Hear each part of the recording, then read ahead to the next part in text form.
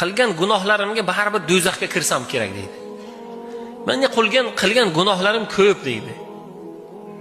Birodar, sizni ko'pingiz bilan Alloh taoloning ko'pini orasida ancha narsa bor. Siz uchun ko'p bo'lgan narsa Alloh uchun qadrsiz. Misol aytaman.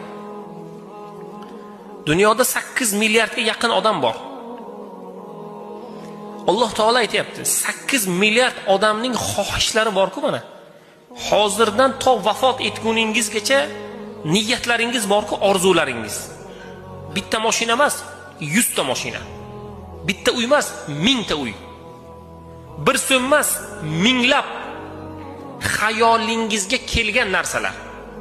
Siz aniq unga yetisha olmaysiz, lekin xayolingizga katta narsalar kelyapti.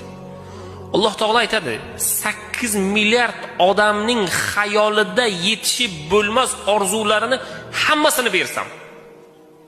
Siz bitta, ikkita, 10 ta uy niyat qilyapsiz. Alloh o'sha 10 ta uy emas, 1000 ta uy bersa. Shunaqa holatda sizni xohishlaringizni bajarsa, siz uchun u ko'p endi. 1000 ta uyi bor odam endi unga juda ko'p uy bor degan. Sanog'ini bilmaydi, qayerdaligini ham bilmasa kerak agar 1000 ta uy bor odamlar. Hatto o'zining uylarini manzillariga adashsa kerak. Alloh taolo nima deyapti? Mana shu hamma butun dunyodagi tirik insonlarning hammasini xohishlarini bajarsam, meni mulkimdan nima kamaytiradi?